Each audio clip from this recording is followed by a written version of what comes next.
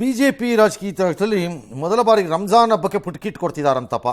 ಸೌಗತ್ತೆ ಮೋದಿ ಅಂದರೆ ಮೋದಿ ಉಡುಗೊರೆ ಅಂತ ಹೆಸರಲ್ಲಿ 32 ಲಕ್ಷ ಮುಸ್ಲಿಂ ಕುಟುಂಬಕ್ಕೆ, ಬಡವರಿಗೆ ಅಂತ ಹೇಳಿದ್ದಾರೆ. ಯಾವನು ಗೊತ್ತು, ಯಾವನು ಬಡವನೋ ಯಾವನು ಬಡವಾನೋ ನಮಗೇನು ಗೊತ್ತು. ಎಲ್ಲ ಜಾತಿ ಎಲ್ಲ ಕಡೆಯಲ್ಲೂ ಇದ್ದಾರೆ ಇವ್ರುಗಳು. ಬಡವ ಅಂತ ಹೇಳಿಕೊಂಡು ಬಡವರು. ಈ ವಿಚಾರವಾಗಿ ರಾಜಕೀಯ ಬಿಜೆಪಿ ಕಾಲೆಳೆಯ ಕೆಲಸ ಕಾಂಗ್ರೆಸ್ ಮುಸ್ಲಿಮರಿಗೆ ಕಿಟ್ ಕೊಡೋದು ನಮ್ಮ ಆಕ್ಷೇಪ ಇಲ್ಲಪ್ಪ. ಕಾಂಗ್ರೆಸ್ನವ್ರು ಮಾಡಿದ್ರೆ ಏನಾಗ್ತಿತ್ತು, ಏನೂ ಆಗ್ತಿರಲಿಲ್ಲ. ನಾವು ಹೇಳದಿದ್ರು ಮಾಡ್ತಾರೆ ಎಲ್ಲರೂ. ನೀವು ಕಾಂಗ್ರೆಸ್ನಲ್ಲಿ ತುಷ್ಟೀಕರಣ ಅಂತಿರಲ್ಲ ಅಂತ ಏನು ಮಾಡೋದೇ ಅದವರು, ಇನ್ನೇನಾದ್ರೂ ಇದೆ ಹೊಸಾದು ಏನಿದೆ ಅದರಲ್ಲಿ. ಸರಿ, ಈಗ ಕೊಡ್ತಾ ಇದ್ರಲ್ಲ ಏನಪ್ಪ ಅಂತ ಲೇವಿಡಿ ಚಲರಾಯ ಸ್ವಾಮಿ ಎಲ್ಲ ಸಿಕ್ಕಿದವರೆಲ್ಲ ಟಿ ರವಿ ಇದು ಸರ್ಕಾರದ ಕಾರ್ಯಕ್ರಮ ಅಲ್ರಿ, ಬಿ ಜೆ ಪಿ ಅಲ್ಪಸಂಖ್ಯಾತ ಮೋರ್ಚಾ ಖಾಸಗಿಯಾಗಿ ಈ ಕೆಲಸ ಮಾಡ್ತಿದೆ ಅಂತ ಟ್ಯಾಪೆ ಹಚ್ಚಕ್ಕೆ ಹೋಗಿದ್ದಾರೆ. ನೀನು ಮೋದಿಗೆ ಫೋನ್ ಮಾಡಿ ಹೇಳಿದ್ರಾ? ಅಯ್ಯೋ ಇವರು ಟಿ ರವಿಗೆ ಇದು ಅಲ್ಪಸಂಖ್ಯಾತರಾಗಿ ಖಾಸಗಿಯಾಗಿ ಮಾಡ್ತಿದ್ದಾರೆ. ಯಾರಂತಪ್ಪ ಖಾಸಗಿಗೆ ದುಡ್ಡು ಕೊಡೋದವ್ರಿಗೆ? ಏನು 32 ಲಕ್ಷ ಪುಟ್ಕಿಟ್ಟು ನಮ್ಮ ಆಫೀಸಲ್ಲೂ ಕೊಡ್ತೀವಿ, ಅದ್ರ ರೇಟ್ ಎಷ್ಟು ನಮಗೆ ಗೊತ್ತಿಲ್ವಾ? 32 ಲಕ್ಷ ಪುಟ್ಕಿಟ್ಟು ಏನು ಯಾರಪ್ಪ ಕೊಟ್ಟಿರೋದು ಟಿ ರವಿಗೆ? ಅದು ಯಾರಪ್ಪ ನಿಮಗೆ ಫೋನ್ ಮಾಡಿ ಹೇಳಿದ್ದಿದ್ದೀನಿ ಈ ಮಾಹಿತಿ ಒಂಚೂರು ಹೇಳ್ರಪ್ಪ ನೋಡೋಣ. ಸುಮ್ಮನೆ ಬುರುಡ ಬಿಡ್ತೀರಲ್ರಿ, ಅರ್ಗಿಸ್ಕೊಳಕ್ಕಾಗಲ್ಲ. ಹಾಂ, ಇನ್ನೇನು ಮಾಡ್ತಾರೆ, ಜಟ್ಟಿ ಬಿದ್ದರೂ ಮೀಸೆ ಮಣ್ಣು ಆಗಲಿಲ್ಲ ಅಂತ ಹಂಗೆ ಹಿಂಗೆ ಸೌರ್ಕೊಂಡು ಗಡ್ಡ ಹಿಂಗೆ ಬರ್ಸ್ಕೊಂಡು ಹೋಗ್ತಾವೆ.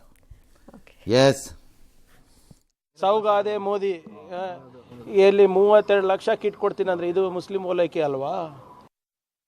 ಬಿಜೆಪಿಯವರು ಉನ್ನಾರೇನಪ್ಪ ಅಂದ್ರೆ ನಾವು ಮುಸ್ಲಿಮ್ಸ್ಗೆ ರಾಜಕಾರಣಕ್ಕೋಸ್ಕರ ಓಲೈಸ್ಕೊಳ್ಳುವಂತ ಪ್ರಯತ್ನ ಮಾಡ್ತಿರ್ತಾರೆ.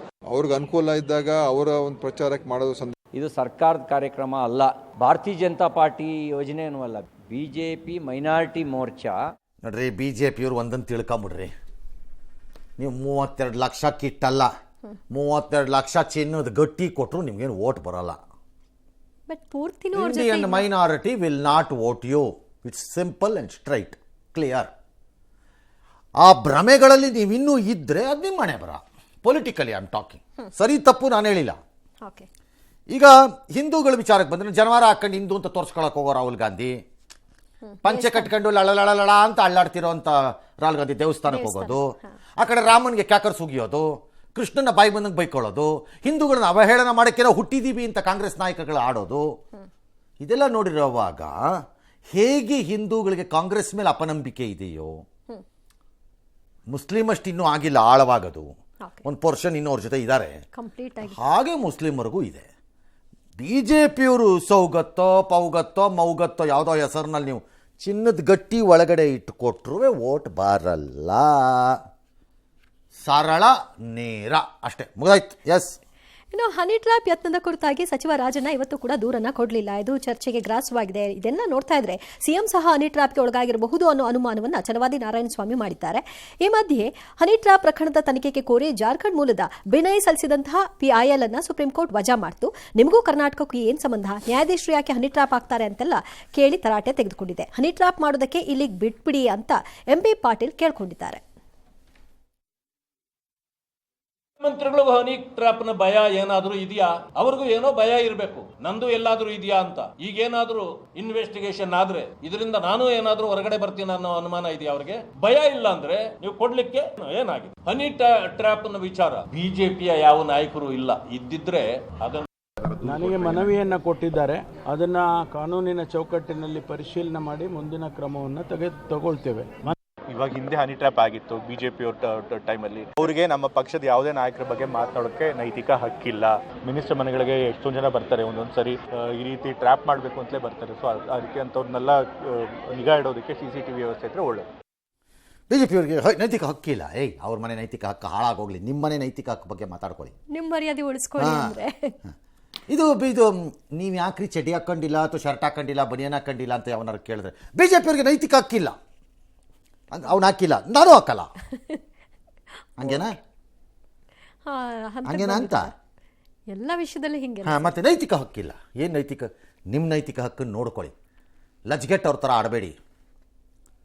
ಈಗ ಯಾರೋ ಹೇಳಿದ್ರಲ್ಲ CM ಇನ್ವಾಲ್ಡು ಅಂತ, ಹೀಗೆ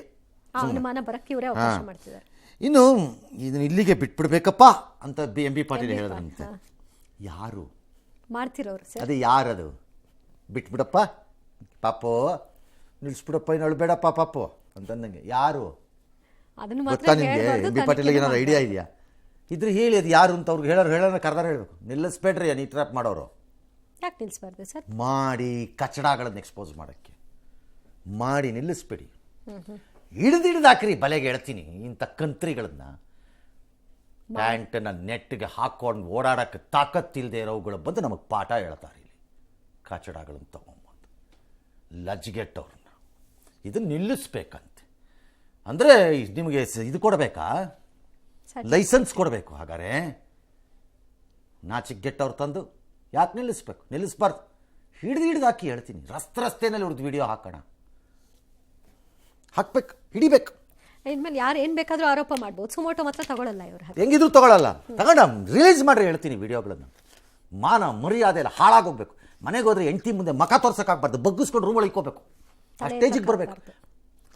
ಮಕ್ಕಳು ಚಿಕ್ಕವರಿದ್ರು ಸ್ಕೂಲ್ಗೆ ಹೋಗ್ಬಾರ್ದು. ಮಕ್ಕಳು ಪಕ್ಕದ ಮಗು ಕೇಳಬೇಕು, ಏನು ನಿಮ್ಮ ಅಪ್ಪಂದು ಹಿಂಗಂತೆ ಅಂತ. ಲಂಚ್ಗೆಟ್ರು ಮಾಡ್ರಿ, ಬಿಡಬೇಡಿ ಇವ್ರನ್ನ.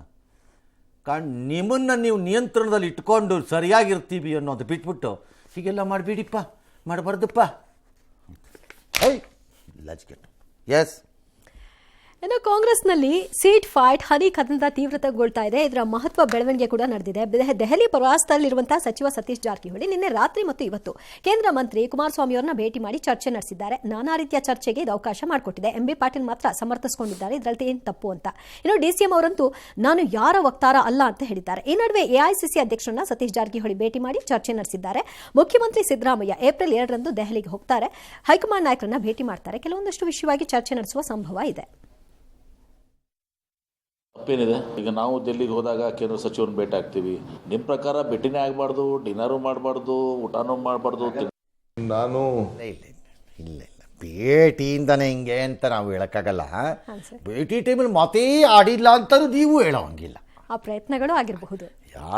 ಏನಣ್ಣ ಆಮೇಲೆ ಏನಾಗ್ತಾ ಇದೆ ನಿಮ್ಮ ಪಾರ್ಟಿನಲ್ಲಿ ಅಂತ ಅವ್ರು ಒಬ್ಬರು ಎತ್ತಿರ್ತಾರೆ. ಅವನು ಮಾಡ್ತಿರೋದೆಲ್ಲ ಕೆಲಸ ಅಂತ ಇನ್ನೊಬ್ರು ಬಿಟ್ಟಿರ್ತಾರೆ. ಓಕೆ, ಏನೋ ಒಂದು ನಡೆದಿರುತ್ತೆ ರಾಜಕಾರಣದ. ನೀವೆಲ್ಲ ಹಂಚ್ಕೋತೀರಿ, ಎಲ್ಲನೂ ಹಂಚ್ಕೋತೀರಿಪ್ಪ ನೀವು ರಾಜಕಾರಣದವ್ರು. ಸುಮ್ಮನಿರಿ, ನೀವೆಲ್ಲ ಒಂದೇ ಜಾತಿ, ನಮಗೆ ಗೊತ್ತಿಲ್ವಾ? ಸುಮ್ಮನೆ ನಮ್ಮ ಮುಂದೆ ಲಿಂಗಾಯತರು, ಒಕ್ಕಲಿಗರು, ಕುರುಬರು, ಬ್ರಾಹ್ಮಣರು ಅಂತ ಹೇಳೋದು. ನೀವೆಲ್ಲ ಒಂದೇ ಜಾತಿ. ಯಾಕಂದರೆ ಎಲ್ಲರ ಆಹಾರ ಒಂದೇ ಹೇಸಿಗೆ. ಏನು ವ್ಯತ್ಯಾಸ? ಹಾಗಾಗಿ ಬಾಡಿ ಹೆಂಗೆ ಬೆಳಿಬೇಕು? ಒಂದೇ ಆಹಾರದಲ್ಲಿ ಬೆಳೆಯುತ್ತೆ. ಎಲ್ಲರೂ ಒಂದೇ ರಾಜಕಾರಣಿಗಳು. ಹಂಗಾರೆ ಅವ್ರಿಗೆ ಜಾತಿ ಬೇರೆ ಇಲ್ಲವೇ ಇಲ್ಲ ನನ್ನ ಪ್ರಕಾರದಲ್ಲಿ. ದುಡ್ಡು ಅಧಿಕಾರದ ವಿಚಾರದಲ್ಲಿ ಎಲ್ಲರೂ ಒಂದೇ, ಒಟ್ಟಾಗಿ ಒಂದೇ. ಎಸ್. 18 ಶಾಸಕರ ಅಮಾನತು ಪ್ರಕರಣಕ್ಕೆ ಟ್ವಿಸ್ಟ್ ಸಿಕ್ಕಿದೆ. ವಿಧಾನಸಭೆಯಿಂದ ಸಸ್ಪೆಂಡ್ ಆಗಿರುವ ಶಾಸಕ ಸುರೇಶ್ ಗೌಡ ಸ್ಪೀಕರ್ಗೆ ಪತ್ರವನ್ನು ಬರೆದು ವಿಷಾದವನ್ನು ವ್ಯಕ್ತಪಡಿಸಿದ್ದಾರೆ. 21ನೇ ತಾರೀಕು ಉದ್ದೇಶಪೂರ್ವಕವಾಗಿ ನಾವು ಹಾಗೆ ನಡ್ಕೊಂಡಿದ್ದಲ್ಲ, ನಮ್ಮ ಉದ್ದೇಶವೂ ಅದಾಗಿರಲಿಲ್ಲ, ಸ್ಪಷ್ಟೀಕರಣ ಕೊಡೋಕೆ ನಮ್ಗೆ ಅವಕಾಶವೂ ಸಿಗಲಿಲ್ಲ ಅಂತ ಎಲ್ಲ ಹೇಳ್ಕೊಂಡಿದ್ದಾರೆ. ಜೊತೆಗೆ ಅಮಾನತು ಆದೇಶವನ್ನು ವಾಪಸ್ ಪಡೆದು ನಾವು ಜನಪ್ರತಿನಿಧಿಯಾಗಿ ಕೆಲಸ ಮಾಡೋದಕ್ಕೆ ಅವಕಾಶ ಮಾಡಿಕೊಡಿ ಅಂತ ಕೇಳಿದ್ದಾರೆ. ಈ ಮಧ್ಯೆ ಬಡಪಾಯಿಗಳನ್ನ ಸ್ಪೀಕರ್ ಪೀಠದ ಮೇಲೆ ಹತ್ತಿಸಿ ಪ್ರಭಾವಿಗಳು ಜಾರಿಕೊಂಡಿದ್ದಾರೆ ಅಂತ ಎಸ್ ಟಿ ಸೋಮಶೇಖರ್ ಅವರ ಆರೋಪ. ಎಲ್ಲ ಕಡೆನೂ ಅಷ್ಟೇನೆ, ಒಬ್ಬರೇ ಅಲ್ಲ. ನಿಮ್ಮ ಕಾನ್ಸ್ಟಿಟ್ಯೂನ್ಸಿ ನೀವು ಹಿಂದೆ ಉಳ್ಕೊಂಬಿಟ್ಟು ಮಿಕ್ಕದವ್ರು ಮುಂದಕ್ಕೆ ಬಿಟ್ಟಿಲ್ವಾ? ಎಲ್ಲರೂ ಅಷ್ಟೇ. ಸುರೇಶ್ ಗೌಡ್ರ ವಿಚಾರನ ಅವ್ರ ಪಕ್ಷದವ್ರು ಹ್ಯಾಂಡಲ್ ಮಾಡ್ಕೊಳ್ಳಿ ಅಷ್ಟೇ.